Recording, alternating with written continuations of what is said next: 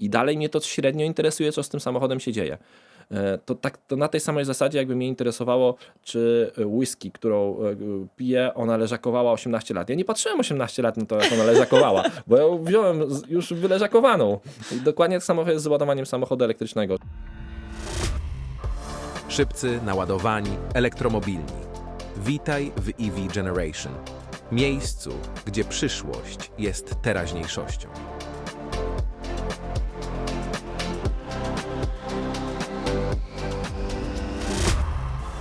Cześć, witam Cię w kolejnym odcinku EV Generation, w podcaście, w którym prowadzimy Cię poprzez tematy od ekologii i technologii do stylu życia i trendów mobilności.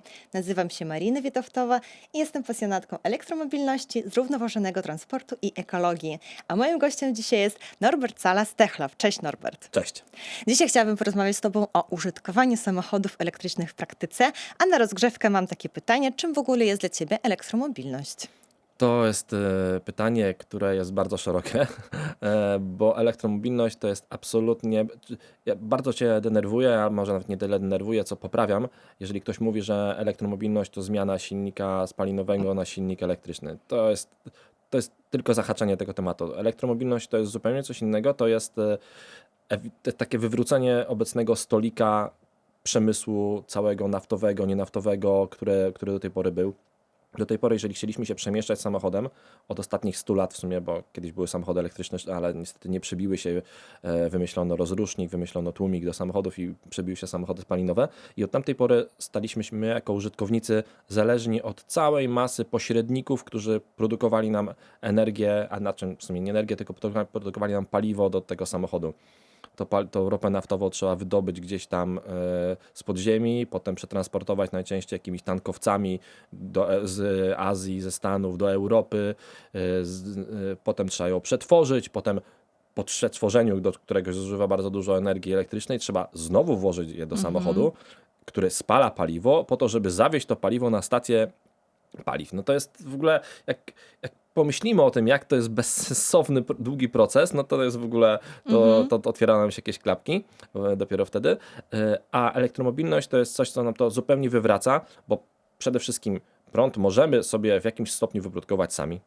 Możemy go łatwo zmagazynować, bo mamy magazyny energii nawet domowe. Możemy ten prąd produkować naprawdę na mnóstwo sposobów. Możemy mieć prąd z wiatru, możemy mieć prąd ze słońca, możemy mieć prąd z wody, możemy mieć prąd z małych elektrowni węglowych, z gazowych, naprawdę najróżniejsze sposoby. Przede wszystkim możemy go produkować tu miejscowo, tam gdzie go zużywamy. No, to jest po prostu zupełnie wywrócenie całego tego stolika i dlatego ta elektromobilność to jest nie zmiana napędu, tylko to jest zmiana w ogóle całej gospodarki i odwrócenie całkowicie tego, co mieliśmy do tej pory. Super, że o tym mówisz, właśnie dlatego zadaję to pytanie, no bo często elektromobilność jest rozumiana jako auto elektryczne, a tak nie jest. Dokładnie I nawet tak. to nie jest auto elektryczne i infrastruktura, to są w ogóle właśnie, tak jak mówisz, wywrócenie i podejście do mobilności, ale też zbudowanie nowych łańcuchów dostaw i zbudowanie też przekształcenia obecnych fabryk, które produkują części zamienne na produkowanie innych części, jakby zmiana całej branży transportowej. Tak, to na pewno zmiana całej branży transportowej i przede wszystkim to jest zmiana w ogóle samochody, jeżeli chodzi już o same samochody, to też widzimy, że niektóre firmy produkujące samochody, szczególnie te, które nie mają zaszłości spalinowych, zupełnie zmieniają podejście do produkcji samochodów też. I to też, bo do tej pory jakby 100 lat mamy, w sumie tam ponad 100 lat mamy samochody dostępne na rynku i te firmy, które produkują samochody, te najstarsze właśnie tam mają swoje 120-lecia działalności. Przez te lata wyrobiły sobie konkretne łańcuchy dostaw. Faktycznie to wygląda trochę tak, że tu produkują silnik, tam produkują pasy, tam produkują fotele, potem ciężarówkami sobie to wozimy z powrotem po Europie albo nawet po świecie i potem w jakimś jednym miejscu składamy ten samochód gotowy i mamy... I transportujemy. Tak, a nowoczesne firmy, które produkują samochody, które nie mają tych zaszłości, bo są nowymi firmami, podeszły do tego zupełnie inaczej. Budują gigafabryki, gdzie większość Wszystko jest na elementów miejscu. produkują w jednym miejscu, więc nie mamy łańcucha dostaw, nie mamy magazynów, które muszą Nie magazynować mamy części. dodatkowego transportowania. Nie mamy dokładnie, a przede wszystkim mamy taką produkcję just on time i tak naprawdę wszystko to, co potrzebujemy do samochodu, to jak przychodzi nam zamówienie na samochód, no to zlecamy tą produkcję tego samochodu i produkujemy wszystkie elementy do niego, więc dzięki temu, że nie mamy magazynów ogromnych i ogromnych ilości wyprodukowanych części tak jakby na zapas, no to możemy przede wszystkim bardzo łatwo, te firmy mogą bardzo łatwo produkować samochody, które zawsze są aktualne, no bo jeżeli nawet wykryją jakiś problem z jakimś komponentem, to nie... łatwo mogą to naprawić tuż Dokładnie na tak, bo nie miejscu. mają 10 tysięcy zmagazynowanych tych komponentów, z którymi muszą coś zrobić, no tylko te komponenty są produkowane naprawdę tak na potrzeby każdego samochodu. Więc to też faktycznie podejście też tych nowoczesnych firm, które Totalnie produkują samochody, inne. jest totalnie inne niż to, co mieliśmy przez ostatnie lata. No i słuchaj, i przechodząc do tej kwestii użytkowania właśnie, powiedz mi w ogóle, jak się zaczęła twoja przygoda z elektromobilnością, dlaczego się przesiadłeś na elektrykę, kiedy to się wydarzyło, co spowodowało, że podjąłeś taką decyzję? W sumie to było tak, że ja jestem mocno związany z technologią i faktycznie samochody elektryczne są mocno technologiczne i u mnie motoryzacja pojawiła się od tej drugiej strony, czyli ja zawsze lubiłem motoryzację, ale jakby motoryzacja pojawiła się u mnie dlatego, że samochody stały się troszeczkę komputerami na kołach, mamy CarPlay, Android Auto, no i w ogóle od kilku lat coraz więcej się w aspekcie samochodów mówi o technologii, wiesz, teraz niektórzy producenci mówią, jaki rodzaj karty graficznej masz w samochodzie, więc to zupełnie jest coś, co ta technologia tutaj przyszła. No i za tą technologią w samochodach bardzo szybko przeszła elektromobilność. Pierwszy raz samochodem elektrycznym jeździłem pewnie z 8 lat temu. Na samym początku prawie, Tak, jakiś Nissan Leaf, potem BMW i3, więc ta elektromobilność tam u mnie... nie? Ile wtedy ładowałeś auto? No to wiesz co, jak głównie ładowałem w domu zawsze, więc tyle samo, to się niewiele zmieniło, ale pamiętam na przykład swoje pierwsze trasy, jakieś dłuższe, typu wyjazd z Warszawy do Chałup nad morze, które trwa właśnie jakieś 5 czy 6 lat temu, gdzie prawie nie było ładowarek przy trasach, a jak były, to były wolne, czyli tam ładowały z mocą 50 kW i była 50, to wow, to już była super szybka ładowarka, jeżeli w ogóle działała, bo większość ich nie działało, nawet jeżeli były, więc pamiętam jakieś takie przygody właśnie, jechanie z Warszawy nad morze z 4 ładowaniami po drodze, zjeżdżaniem do Torunia, do centrum handlowego, bo przy autostradzie ładowarki nie działały. Więc jeżeli ktoś mówi, że dzisiaj jeżdżąc samochodem elektrycznym nawet po Polsce, trzeba coś planować i trzeba myśleć o tym ładowaniu, no to okej, dla niego tak, dla mnie to jest w ogóle, hej, no nic nie trzeba, no bo 5 lat temu to trzeba było kombinować, żeby naładować ten samochód. Teraz te ładowarki są, w moim mniemaniu, one są praktycznie wszędzie i tak naprawdę już bardzo dawno nie było tak, że musiałem gdzieś jechać w trasę i musiałem coś zaplanować sobie wcześniej, jak to jechać. To też pokazuje bardzo mocno, że na przykład jak się w ogóle ten rozwój jest duży. Ja pamiętam, że jeszcze 2 lata temu znałem pewnie na pamięć wszystkie ładowarki w Polsce, które były szybkie, gdzie są umieszczone i w ogóle. I mam sporo kolegów, dziennikarzy takich typowo motoryzacyjnych i oni do mnie dzwonili: Norbert, jadę w taką i w taką trasę, gdzie tu się naładować po drodze? Ja mogę wyśpiewać im dokładnie, tutaj się zatrzymaj, tam masz taką ładowarkę, raczej będzie wolna, nie będzie zajęta i w ogóle. I ostatnio do mnie dzwonił kolega, mój bardzo dobry, który mówi: wiesz, no Norbert, jadę tam i tam, gdzie tam się naładować? No ja mu oczywiście powiedziałem coś, a potem sprawdziłem na mapkę. Mówię, kurde, w ogóle odzwoniłem do niego, mówię: Filip, nie, to w ogóle tak się dużo zmieniło w ciągu ostatniego roku, że nie musisz tam zjeżdżać z obwodnicy, akurat to była z obwodnicy tam Garwolina, zjeżdżać gdzieś do Sulbin czy gdzieś ładować. Nie, bo za chwileczkę dalej masz, akurat powstał nowy hub, masz 4 złącza przy samym trasie szybkiego ruchu. Więc ta zmiana w ciągu ostatnich 3-4 lat, no ona jest po prostu niesamowita. Chyba ze statystyk, akurat nie pamiętam statystyki związane z infrastrukturą, ale jeżeli chodzi o auta, no to tak, w 2020 mieliśmy 18 875, a teraz już przekroczyliśmy liczbę 60 000. No to jest 218% wzrostu. Baza jest niska.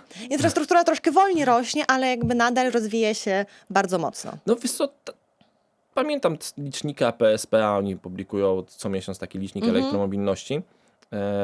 Tam chyba w miarę tak idzie spójnie, czyli rozwój sieci ładowania jest mniej więcej taki sam, jak te wzrosty są podobne jak wzrosty samochodów elektrycznych.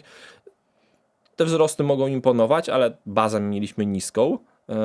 Polska jest jednym z tych krajów w Europie, który ma najniższy udział nowych samochodów elektrycznych w ogólnie, bo to chyba tam 3%. Tak, Więc coś to, takiego. patrząc na Norwegię 90%, Holandię 40%. No, do Norwegii to jeszcze mamy troszeczkę. Więc, ale nawet do średniej europejskiej mamy dość dużo, bo średnia europejska chyba jest tam 12 czy 13% udziału nowych samochodów w rynku, no to u nas jeszcze bardzo dużo. Ale no mam wrażenie, że to się troszeczkę zmienia. Ja widzę taki w ogóle schemat tej zmiany. Ja mieszkam w podwarszawskiej wsi. I u mnie, w mojej wsi, to w ogóle śmieszne, bo to jest największa wieś w Polsce, czyli wieś, która ma najwięcej mieszkańców w Polsce. Która i to wieś? Józefosław. Aha, okej. To jest, ciągle jest to wieś, ale naprawdę bardzo duża. Ja czasem jak parkuję pod przedszkolem i zostawiam córkę w przedszkolu rano, to mam takie miejsca parkingowe, żeby tam właśnie oddać szybko dziecko i wrócić, to czasem na 10 miejsc, bo tam jest 10 miejsc, stoi 5 samochodów elektrycznych. To się bardzo dużo zmienia, bo tam jest bo to jest idealny przykład takiego miejsca, gdzie ta zmiana się zadziała w sumie troszeczkę sama, bo przede wszystkim ludzie mają gdzie ładować, a to jest największa obawa, a tam mieszkało w większości ludzie w własnych domach, segmentach, więc mają to swoją własną wtyczkę, więc ta obawa ucieka. Poza tym większość ludzi, tam są w większości nowe domy, które mają fotowoltaikę, często przewymiarowaną i która produkuje za dużo prądu jak na potrzeby mieszkańców.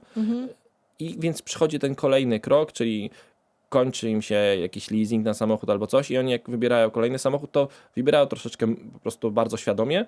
No więc naturalnym wyborem jest samochód elektryczny, no bo skoro mam gdzie się ładować, skoro mam fotowoltaikę, no to kolejnym krokiem jest samochód elektryczny i ta zmiana jest tak jakby bardzo naturalna.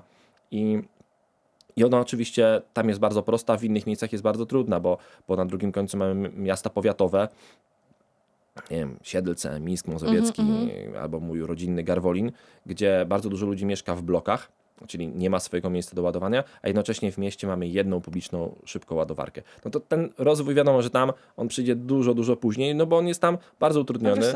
No, ciężko wyobrazić sobie kogoś, kto mieszka nie właśnie w Garwolinie na blokowisku, że kupi sobie samochód elektryczny, chociaż ostatnio widziałem, tam stoi jeden, bo to jest naprawdę utrudnianie sobie życia i w tym momencie jest to bardzo ciężkie i nikogo takiego bym do tego nie namawiał, bo podstawą jest to, żeby móc ten samochód ładować wtedy, kiedy on się nudzi, czyli albo jesteśmy w pracy, albo jesteśmy w domu. Jeżeli jeden z tych aspektów nie jest spełniony, no to bardzo ciężko o to, żeby przekonać kogoś, no bo to będzie sobie utrudniał życie po prostu. Czyli jakby według Ciebie nadal główną przeszkodą w używaniu aut elektrycznych pozostaje infrastruktura. Czy widzisz jeszcze jakieś inne przeszkody? Znaczy, infrastruktura, jakby nawet infrastruktura to tak, ale taka w rozumieniu własnej wtyczki. Czyli tego, że ktoś ma po prostu, no, bo kwintesencją, nasze samochody, którymi jeździmy, one przez ponad 90% w ciągu doby się nudzą. Czyli nie robią tego, do czego są przeznaczone, czyli jeżdżą. Nie, one stoją, głównie stoją. No więc fajnie, gdyby w tym czasie, jak stoją i się nudzą, no to żeby przynajmniej niech się naładują. Więc faktycznie tym takim podstawą to jest to, żeby móc ten samochód naładować w czasie pracy albo w domu. I to się mega rozwija, no bo ponad 50% Polaków mieszka w domach. Oczywiście w większości ludzi, którzy mieszkają w domach, to są bardzo często ludzie na wsiach, którzy po prostu nie stać na samochód elektryczny, co nie zmienia faktu, że faktycznie ta infrastruktura jest tam jakaś, no bo możemy podpiąć do 230 i też ten samochód wolno naładować. Też mocno się to zmienia, widzę w firmach. Sporo firm przechodzi i promuje elektromobilność wśród swoich pracowników. Znam przykłady firm, które instalują ładowarki na parkingach podziemnych dla pracowników, nawet jeśli ci pracownicy nie mają samochodów służbowych, zachęcają do zakupów samochodów elektrycznych, typu właśnie mówią, jeżeli kupicie sobie samochód elektryczny, to my wam udostępnimy darmowe ładowanie w pracy, więc widzę tutaj ten rozwój też taki jest. No to jest też ogromna zmiana świadomości i podejścia. Dokładnie tak. No i słuchaj, wracając do tego wątku z użytkowaniem, chciałabym porozmawiać o użytkowaniu przez pryzmat mitów. Jaki jest twój ulubiony mit związany z użytkowaniem aut elektrycznych? To chyba pewnie ze 3 takie ulubione. No po pierwsze, taki, którym już mam wrażenie, że troszeczkę go już wygnaliśmy, ale ciągle jednak jest, czyli to, że samochody elektryczne to się palą na każdym kroku, że po prostu, że ten samochód elektryczny, no to nie parkuj obok mnie, bo on się zapali w ogóle, więc to jest taki mój ulubiony mit. A należy wyjaśnić, że samochody elektryczne, jeżeli byśmy wzięli 1000 samochodów spalinowych, 1000 samochodów elektrycznych, to spalinowe się 2 razy częściej będą paliły, tylko że media o tym nie mówią, no to nie jest sexy temat. W tym roku chyba się nie spalił w Polsce jeszcze żaden samochód elektryczny. Jak to? Bo szukałem ostatnio statystyk i faktycznie chyba w tym roku się nie spalił jeszcze żaden, a mamy już połowę marca. Za to samochód spalinowy statystycznie pali się co godzinę. Co godzinę Ojej. zapala się w Polsce jakiś samochód spalinowy i nikt o tym nie mówi. Dlaczego? Bo przez ostatnie 50 lat się przyzwyczailiśmy do tego, że samochody spalinowe się palą i to nie jest żaden temat ciekawy. Więc to ten jeden mit. Drugi, no to takie klasyczne, tym samochodem to będziesz jechał 4 dni nad morze z Warszawy. No więc to znowu nie, no bo infrastruktura jest na tyle rozwinięta, a współczesne samochody mają też na tyle już duże zasięgi, że albo da się dojechać bez ładowania, albo można zatrzymać się na 20 minut, naładować samochód. Ja mam taki, w ogóle jeśli chodzi o ładowanie, o to, że samochodem elektrycznym nie można robić dalekich tras, no to moje zawsze jest jakby w takich rozmowach różnych, które mam, to jak już ten temat nabrzmiewa mocno, to mówię, no dobra, ale to ile ty tym samochodem zrobiłeś kilometrów spalinowym w ciągu 24 godzin? Ja raz zrobiłem 1500, mówię, a ja zrobiłem elektrycznym 2138. Jak to zrobiłeś? Mówię tak, no wziąłem samochód elektryczny i w ciągu 24 godzin zrobiłem nim ponad 2000 km. 10 razy się ładowałem, ale zrobiłem ponad 2000 km w 24 godziny. I wtedy ten temat jakoś mówi, no tak jakby nie pozostawia już tutaj nic do rozmów, no bo to jest coś, co zrobiłem, więc wiem, że tak można jechać. I samochodami elektrycznymi jest kilka osób w Polsce, które robią bardzo duże trasy i naprawdę sobie te samochody chwalą w trasach. No i trzeci chyba to, że samochód elektryczny to 2-3 lata, bateria do kosza i samochód elektryczny, szkoda całkowita i w ogóle, bo ta bateria nie wiadomo ile kosztuje. W ogóle ludzie zapominają o tym, że samochody spalinowe też się psują, że w samochodach spalinowych trzeba silnik czasem zrobić generalny remont po 300-400 tysiącach kilometrów, a są w Polsce ludzie, mówiłaś tutaj, że był jeden z gości, chyba pierwszym ważnym był Daniel Grzyb w tym podcaście. Daniel ma swoją Teslę, gdzie ma zrobione 500 tysięcy kilometrów tym samochodem, więc ludzie naprawdę robią bardzo dużo kilometrów samochodem elektrycznym. Co więcej, tam jest gdzie indziej problem w sumie nawet zaczyna się pojawiać, bo powstało dość dużo firm, które zajmują się recyklingiem baterii do samochodów elektrycznych, czyli bateria się kończy w samochodzie i powinna trafić do tego zakładu recyklingu. No i teraz jest lobby tych firm recyklingowych, mówię, hej, coś jest nie tak, te baterie się w ogóle nie degradują, my nie mamy co robić, bo nie mamy baterii do recyklingu, bo okazuje się, że współczesne baterie elektryczne i we współczesnych samochodach są bardzo dobrze zaopiekowane. Mamy BMS-a, czyli Battery Management System, który dba bardzo dobrze o kondycję tej baterii. Nie pozwala, żeby ona się zbyt mocno schłodziła, nie pozwala, żeby się zbyt mocno rozgrzała, to traktuje jak takie jajko, przez co okazuje się, że te baterie degradują się zdecydowanie wolniej niż wszystkim się wydawało. Wydawało się wszystkim, że tam 5 lat to bateria będzie zdegradowana i tylko będzie się nadawała ewentualnie do jakiegoś magazynu energii, a nagle się okazuje, że wcale nie, że te samochody ciągle jeżdżą, te baterie, degradacja jest tam 10%, czyli spokojnie tym samochodem można jeździć. No więc problem pojawił się gdzie indziej.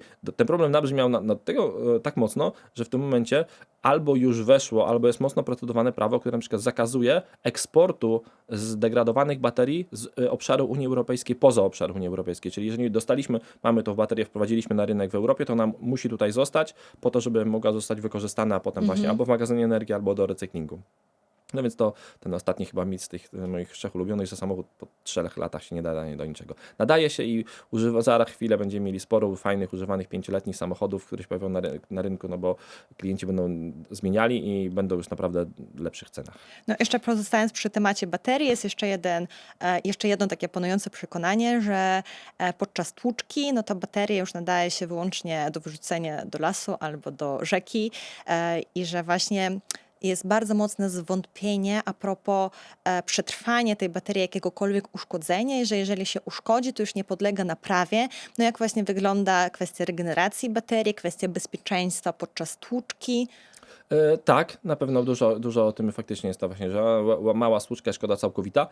Jest troszeczkę patologia w ogóle rynku ubezpieczeń i rynku motoryzacyjnego. Ja widziałem samochody spalinowe, gdzie na jego pierwszy rzut oka patrzyłeś na samochód i mówiłeś, kurde, ten samochód nie jest uszkodzony, a na tym samochodzie była szkoda całkowita, bo faktycznie czasami procedury napraw stosowane przez producentów samochodów są takie, że jeżeli wydarzyło się A, B, C z samochodem, to nie da go się naprawić zgodnie ze sztuką tego producenta. Czyli nie wiem, przecięta jest wiązka CAN, czyli główna wiązka, która komunikuje cały samochód, to większość producentów samochodów mówi, ten samochód ma szkodę całkowitą, ponieważ tego się nie da, nie ma procedury naszej firmowej na wymianę tego w właściwy sposób.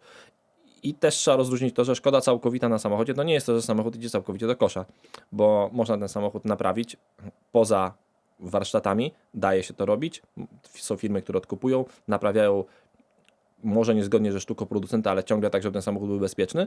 A co ciekawe, jeżeli chodzi o baterie, to te baterie są dość mocno pozabezpieczone. Ja widziałem naprawdę samochody po bardzo dużych wypadkach, samochody elektryczne, w których struktura baterii nie była naruszona i bateria była w 100% bezpieczna i możliwa do wykorzystania ewentualnie w innym samochodzie, mimo że samochód sam siebie już się nie nadawał do żadnego wykorzystania, bo faktycznie był bardzo zniszczony, więc to z tymi bateriami też tak jest różnie. Co więcej, na przykład pojawia się bardzo, bo wiadomo, że mamy bardzo dużą sieć napraw samochodów spalinowych, no bo mamy tych samochodów bardzo dużo. Mamy dość małą sieć napraw samochodów elektrycznych, no bo mamy ich mało, więc to się będzie rozwijało. Są już zakłady, które recyklingują baterie i w ten sposób, że przyjeżdżamy samochodem, jakimś swoim starym samochodem elektrycznym, Nissanem Leaf pierwszej generacji, oddajemy starą baterię naszą, płacimy dość małą kwotę i dostajemy zrecyklingowaną baterię, która ma czasami parametry lepsze niż ten samochód miał pierwotnie, jak wychodził z fabryki, bo wiadomo, przez 6-7 ostatnich lat zmieniła się technologia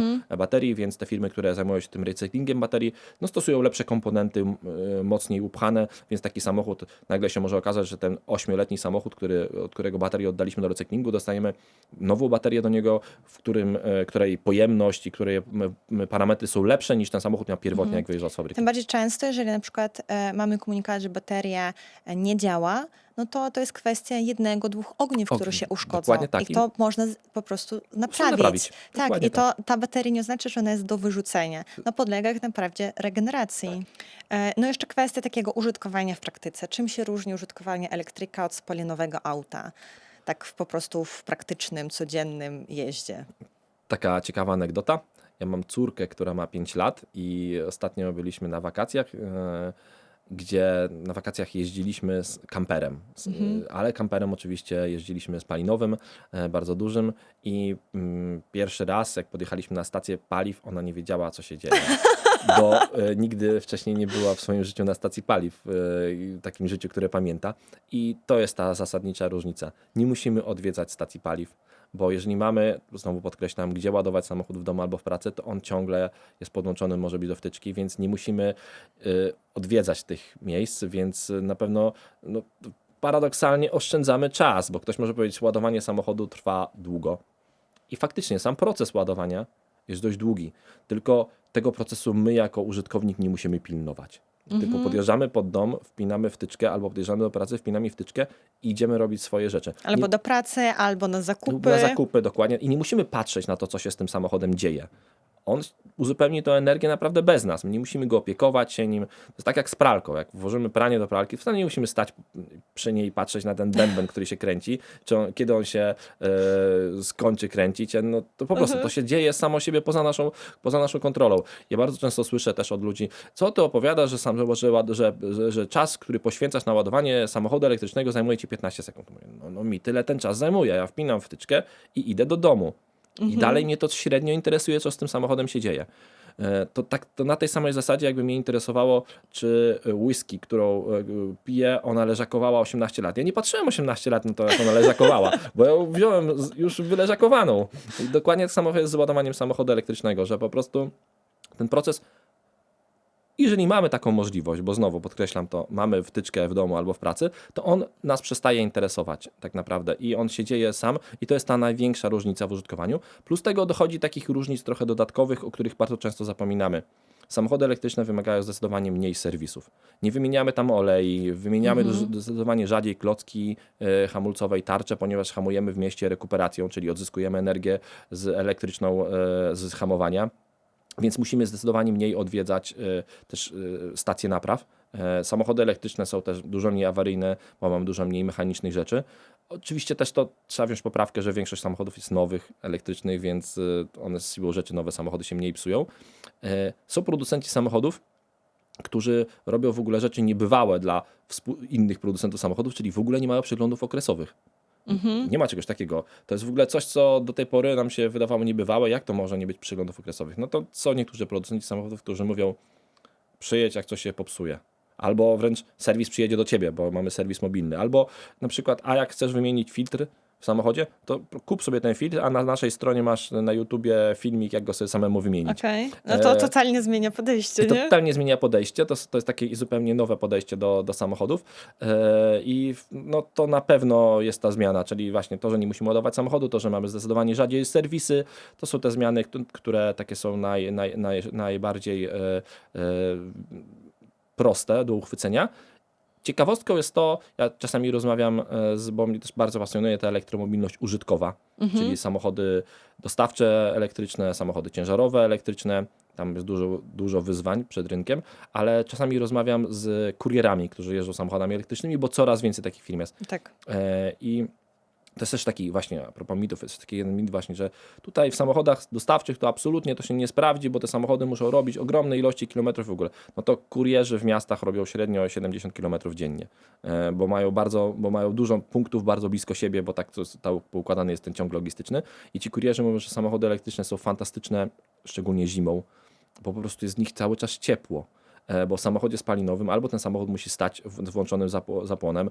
Mówi, że ludzie już się też buntują przeciwko temu, jeżeli widzą, że kurier zostawił włączony samochód, jak rozładowuje paczki i leci z niego obłok dymu, no to podchodzą do nich, mówią, żeby trzeba wyłączyć. Zgodnie z prawem trzeba wyłączyć. Bardziej często podjeżdżają pod bloki, gdzie są place zabaw. Dokładnie tak, więc w samochodzie elektrycznym to mówią właśnie, głównie podkreślają kurierzy, dla nich jest to absolutna zmiana, to, że w tym samochodzie jest cały czas ciepło. Że oni po prostu zimą nie marzną, bo wyładują paczki, wchodzą do niego, mają znów ciepło, a nie muszą czekać, aż samochód się rozgrzeje. No dokładnie, my kiedyś rozmawialiśmy z Agatą Rzędowską, się zastanawiałyśmy, czy w Norwegii małe dzieci jak bawią się samochodzikami, jaki dźwięk wydają. No bo na pewno już nie brum brum. Tak, to zmiana. Ale ciekawostka na przykład Lego ma kilka zestawów klocków Lego, gdzie już są samochody elektryczne. Tak, ja niedawno też mam synka 3-letniego, kupiłam mu zabawkę, że parking budujesz, tam już są stanowiska dla aut elektrycznych. Tak, więc to się zmienia. Mam też taką znajomą, która jest autorką książek dla dzieci i mam między innymi taką książkę właśnie gdzie dzieci uczą się samochodów i do tej pory były tam tylko samochody spalinowe, a teraz w nowej edycji część samochodów nie zamieniona na samochody elektryczne. I to jest to się dzieje po prostu. To jest ten kierunek taki, który musimy iść. Po prostu ja uważam w ogóle, że najgorsze, co samochodom elektrycznym zrobiono, to jest ten zakaz sprzedaży od 2035 roku, bo ani to nie jest w 100% uchwalone, bo tak naprawdę jeszcze chyba że wszystkie państwa się na to nie zgodziły, europejskie, a muszą się zgodzić wszystkie. No nikt nie robił przymusów, nie? Tak, nikt nie lubi przymusów. W 2035 roku już my w ogóle nie będziemy pamiętali o tym, że są nowe samochody spalinowe, a ten zakaz spowodował tylko to, że tak, te rozmowy wszystkie, jakby to była taka super technologia, to by się przybiła sama, a nie jakieś sztuczne zakazy. Po pierwsze, czasem ludzi trzeba motywować do tego. Ja pamiętam rozmowy, jak miałem, nie wiem, z 15 lat temu chyba to było, jak ludzie się buntowali, ale jak to, nie będzie można w autobusie palić papierosów? Teraz to w ogóle jest niewyobrażalne. Tak, że w restauracji nie można usiąść, papierosa zapalić, to w ogóle nikt do restauracji nie będzie chodził. Padną wszystkie restauracje. Takie były głosy. Nikt nie pali teraz w restauracjach, nikt nie pali w autobusach. W latach 70. mogliśmy palić papierosy w samolotach. To jest w ogóle niewyobrażalne. Niewyobrażalne. Czasem ludzkość wymaga jakiegoś zmianu zakazem, bo... Tym bardziej, że ten zakaz tak naprawdę jest dla producentów.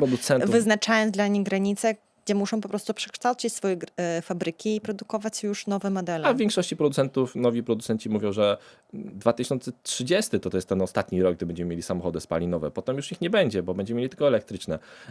No więc te zakazy, ja wiem, że one czasem muszą być, ale mam wrażenie, że ten zakaz był zbyt mocno eksponowany i faktycznie zrobił dużo złego samochodom elektrycznym. Słuchaj, na pewno jeszcze wiele wątków możemy poruszyć, ale tak zmierzając się ku końcowi, ostatnie tradycyjne pytanie, gdybyś mógł zmienić jedną rzecz w świecie elektromobilności, co by to było? To pytanie fajnie, że wiedziałem, mogłem się do niego przygotować, bo to wbrew pozorom trudne pytanie, bo pewnie najprościej byłoby na nie odpowiedzieć. Ładowarki na każdym rogu powinny być. Albo baterie, które mają ze stałym elektrolitem już, które mają zasięg, bo dają zasięg w samochodzie 2000 km. To są takie najprostsze pytania, najprostsze rzeczy, które przychodzą do głowy. Albo, nie wiem, darmowy prąd dla wszystkich. Ja starałem się znaleźć odpowiedź ciekawszą niż taką bardzo prostą i mam wrażenie, że dodałbym do tej elektromobilności i kazał każdemu producentowi samochodów elektrycznych i kazał każdej firmie zajmującej się infrastrukturą ładowania dużo więcej poświęcać na edukację. Czyli chciałbym bardzo dużo włożyć edukacji w tą elektromobilność, bo mam wrażenie, że większość problemów z elektromobilnością, które mamy, ona wynika z braku wiedzy, z braku edukacji. Albo zły PR, jak w przypadku pożarów. Albo w przypadku pożarów zły PR, dokładnie tak. Więc ja bym chciał, żeby każdy z producentów samochodów przeznaczał określoną kwotę na działań marketingowych, na działania edukacyjne, stricte edukacyjne, czyli tłumaczące ludziom, jak działa samochód elektryczny, skąd się bierze prąd do samochodu elektrycznego, że nie tylko z węgla, jak wygląda miks energetyczny, jak wygląda pozyskiwanie paliwa, bo ludzie mają wrażenie, że myślą, że paliwo na stacjach benzynowych to rośnie tam z fiołkami razem na parkingu i w ogóle nie, to co rozmawialiśmy na początku, oni w ogóle pomijają ten aspekt, jak to paliwo się pojawiło na tej stacji, co się w ogóle wcześniej zadziało. I tej edukacji mam wrażenie, że w przestrzeni publicznej bardzo mocno brakuje. Stąd się pojawiają te wszystkie mity, no bo jak nie ma edukacji, jak ludzie czegoś nie wiedzą, to sobie sami dopowiedzą. To jest tradycyjny mechanizm. Więc edukacja, bardzo dużo edukacji i jeszcze raz edukacja. No właśnie dlatego też powstał ten podcast, żeby Bardzo było się więcej tej edukacji. Bardzo dziękuję, Norbert, za rozmowę. Dziękuję bardzo. A naszych widzów i słuchaczy zapraszam do obejrzenia kolejnego odcinka, który pojawi się już następny czwartek. Zapisz się na nasz newsletter, aby pierwszym dostawać najciekawsze informacje ze świata elektromobilności. Szybcy, naładowani, elektromobilni. EV Generation. Miejsce, gdzie przyszłość jest teraźniejszością.